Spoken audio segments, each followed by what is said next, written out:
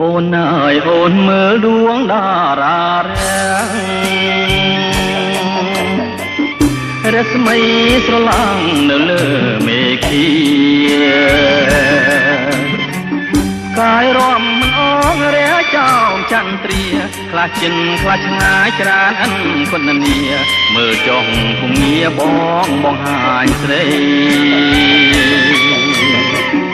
នៅចំពីមុខបងនេះណាស្ងួនគឺផ្កាយកូនមន់ណាចរណៃកាយនេះរៀមធ្លាប់រៀបរំប្រាប់ស្រីថាដូចមេមន់បណ្ដាកូនខ្ចីតើស្រីនាងចាំបានទេណាអូនឯនេះ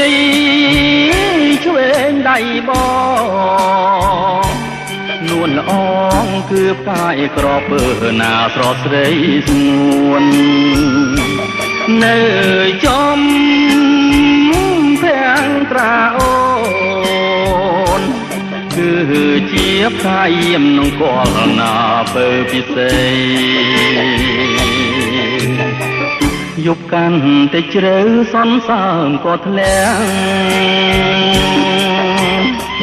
ឆោមស្រងវលាំងត្រួយហាងរទេអូនហើយល្មមអូនគេហើយណាស់ថ្លៃគេងកាយភ្លើបងបងនឹងភ្នំបីរៀងបំពីស្រីឲ្យអូនគេង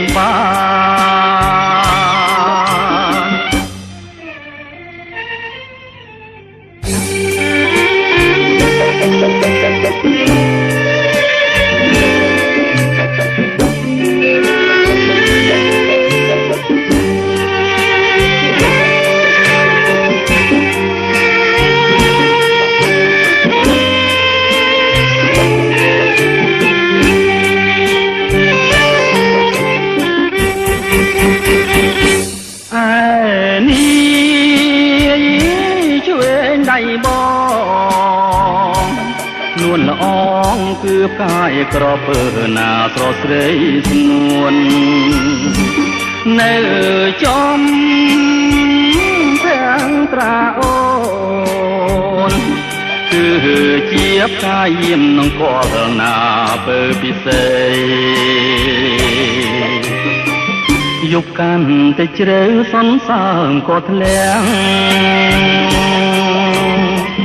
ឆោមស្រងវលាំងត្រួយហាងរទេ